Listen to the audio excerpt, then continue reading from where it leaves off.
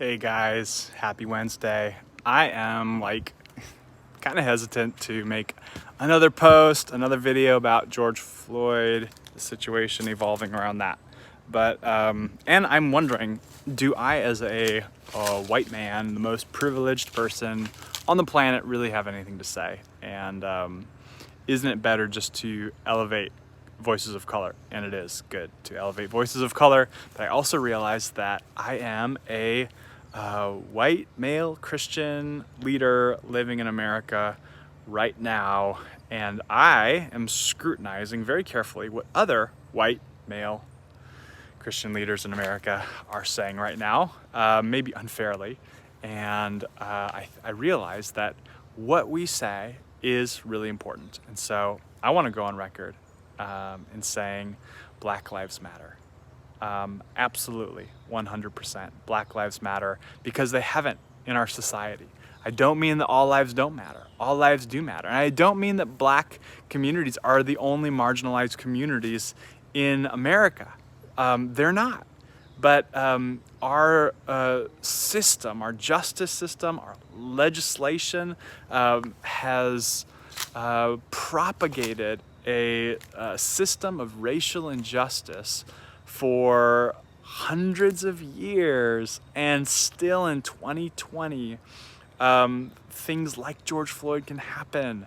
And it's not just one rogue police officer, it's groups of police officers standing around, lending support, and playing defense for people who are perpetrating injustice because our system allows that. And so because they have not mattered in the past to our whole society, and they need to, and they must, if we're going to move forward as a society, Black Lives Matter.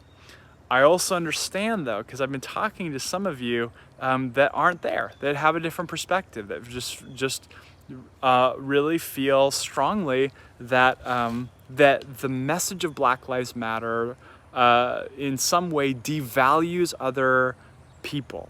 And I just want to say to you, if you're there, I don't judge you. I'm not mad at you. I don't want to shame you. I'm not gonna criticize you or argue with you.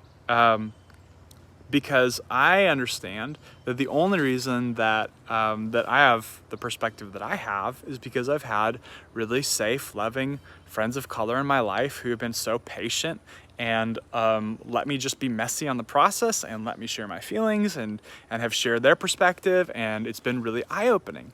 And I understand that not everybody has that. I grew up in a very homogenous white environment where I didn't have access to a lot of people of color. And so going to college and having black roommates and friends for the first time was like such a eye-opening experience and surprisingly emotional. And so I would say to my friends who are just very much in the All Lives Matter camp, I know that you're on your journey, and I know that that many of you are just really like good-hearted people that want to care for humans and just feel like you don't see color, and you just really want people just to love each other, and you don't understand why people can't just move past this and just love each other. I get that. But I would say in terms of advice from one white person to another, I think the best thing that all of us can do is go to safe, loving friends of color who we know just are really love us, and not ask them to answer all of our objections or our questions, but to just say, hey, I want to understand. Could you share your experiences, your story, and your perspective with me? And I'm just going to sit and listen. I'm not going to quote statistics at you, and I'm not going to play devil's advocate, and I'm not going to share my objections, and I'm not going to share my hard emotions. I just want to listen and learn, and then I will put my opinions to the side and just try to understand from you. And I guarantee you, any person of color will be able to share a very enlightening and educational experience with you. And I would also say that like the journey of understanding race is like a really emotional journey. It's been surprising to me how many emotions I have about it, and how hard it is to live in a really polarized, really tense environment in which you can't share your feelings, you know. And I've heard some emotions from people about I'm angry because this feels like hypocrisy, and feels like I get treated badly because I'm white by black people, or I'm scared. I walk down the street and I see somebody of color and I feel afraid. I feel threatened in some way. Like, and that's, I know that's not PC for me to say, but like I feel that, and those thoughts go through my head, and I just want to say, like, we all need and deserve like a safe place to share what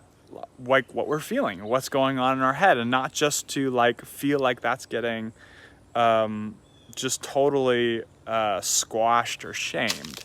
And I would say that the best environment for those feelings to be shared is in a group of safe, loving white friends who have your best in mind and maybe have a variety of perspectives, but who are willing to just listen and share their own feelings. Because I think we're not going to be able to move past those things if we can't name them and put them on the table.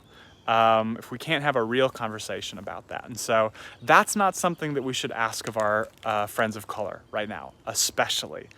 We should not be asking them to help us work through our judgments or our hard emotions. We should be asking them for their stories and perspective and thoughts and listening openly.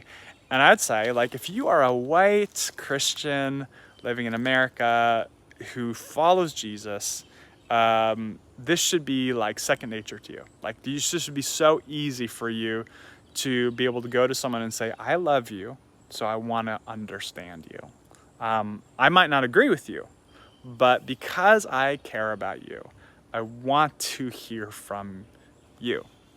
I hope we're experts at that. I'm afraid we haven't been in the past, and there's lots of reasons for that, but no excuses for that. And so I think we all owe it to ourselves and to the world to educate ourselves, to hear from friends, to share what we're feeling, and to advance the conversation. And I think that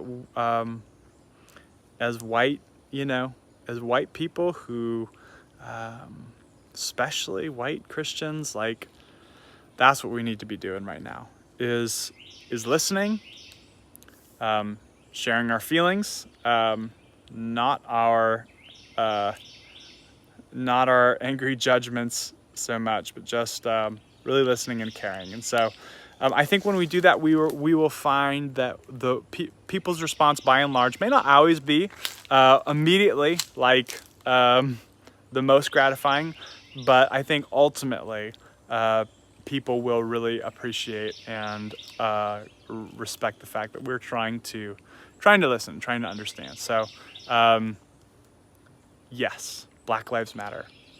If you're not there, let's journey together. Let's talk, because I get it, but